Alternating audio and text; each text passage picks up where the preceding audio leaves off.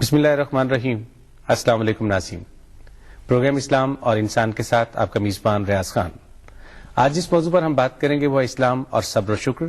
اور اس موضوع پر بات کرنے کے لیے، ہمارے سوالات کے جوابات دینے کے لیے ہمارے اسٹوڈیوز میں ایک بار پھر معروف عالم دین حضرت علامہ حافظ محمد صفات رسول موجود ہیں. ہم انہیں کہتے ہیں السلام علیکم. وعلیکم السلام ورحمۃ اللہ. علامہ صاحب بہت شکریہ کہ آپ ہمارے اسٹوڈیوز میں تشریف لائے ہمارے سوالات کے جوابات دینے کے لیے. علامہ صاحب، صبر اور شکر دو ایسے لفظ ہیں جن کا سننا بہت اچھا لگتا ہے. آپ یہ بتائیے گا کہ ان کے لغوی معنی کیا ہیں اور ان سے ہم مراد کیا لیتے ہیں؟ بسم اللہ الرحمن الرحیم. صبر و شکر یہ ہیں تو عربی زبان کے دونوں لفظ، مگر ہماری اردو زبان میں اس کا استعمال اس کثرت سے ہے کہ اکثر لوگ اس کے معنی اور مطالب سمجھتے ہیں. لغت عرب میں صبر کا معنی ہوتا ہے کہ آپ استقامت سے، مستقل مزاجی سے زندگی میں جد و جہد کا سفر جاری رکھیں. اور جد و جہد وہ صبر کہلائے گی کہ جس جد و جہد کا کوئی نہ کوئی مقصد ہو. گویا لغت عرب کے مطابق صبر کا معنی ہوا کہ آپ ایک منزل متعین کریں اور منزل متعین کرنے کے بعد اس منزل کے لیے کوشش کا آغاز کر دیں.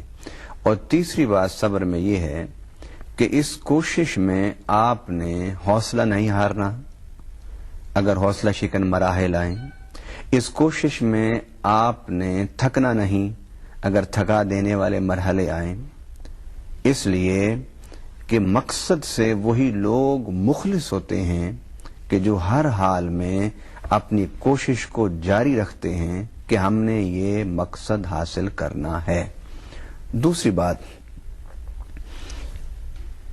شکر کی.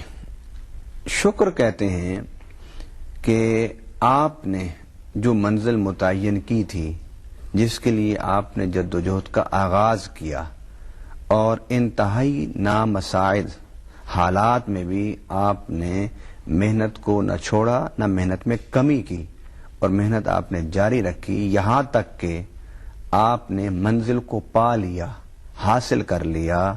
اسے شکر کہتے ہیں.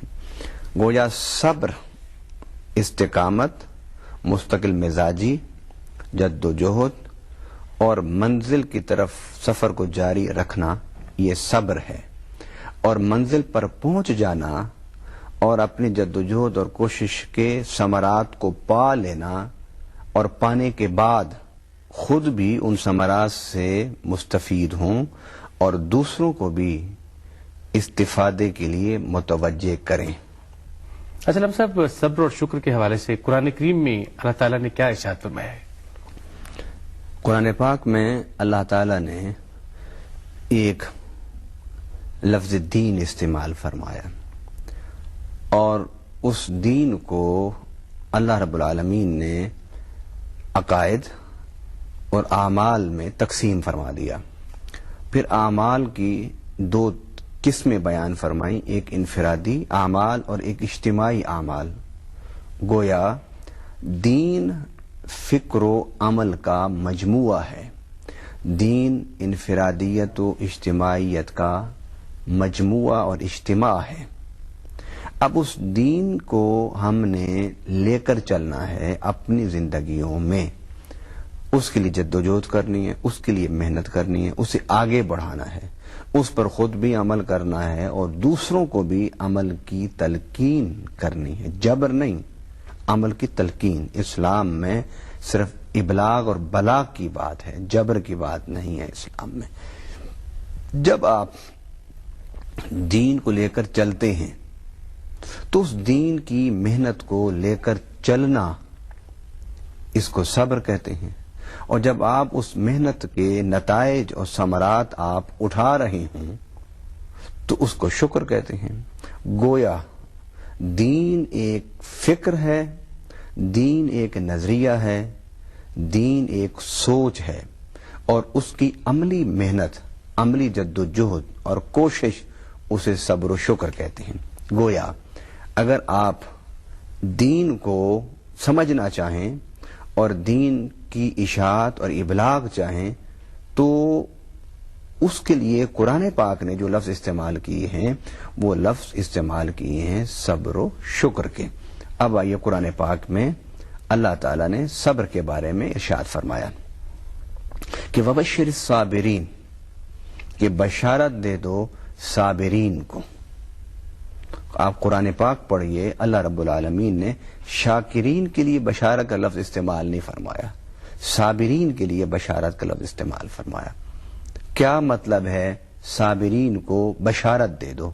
مقصد اس کا یہ ہے کہ صابر وہ ہوتا ہے جو مقصد کے حصول کے لیے متحرک ہوتا ہے، صابر وہ ہوتا ہے جو مقصد کے حصول کے لیے دن رات محنت میں ہوتا ہے، صابر وہ ہوتا ہے جو ایک مقصد متعین کرنے کے بعد اس کے حصول کے سفر کا آغاز کر چکا ہوتا ہے۔ جب انسان کسی منزل کی طرف جا رہا ہوتا ہے تو راستے میں رکاوٹیں بھی ہوتی ہیں، راستے میں پریشانیاں بھی ہوتی ہیں، راستے میں الجھاؤ بھی ہوتا ہے۔ تو صبر کیا ہے؟ صبر یہ ہے کہ آپ نے رکاوٹوں، الجھاؤ، پریشانیوں، ان سب کے ہوتے ہوئے آپ نے اپنے سفر کو روکنا نہیں، اور جب وہ کٹھن مراحل آتے ہیں نا تو بندے کا حوصلہ ٹوٹتا ہے، تو اس مرحلے پر اللہ نے فرمایا وبشر الصابرین، کہ یہ جو صابرین ہیں، سفر کرنے والے ہیں، محنت کرنے والے ہیں، چلنے والے ہیں، جدوجہد کرنے والے ہیں، انہیں کہو کہ رکاوٹوں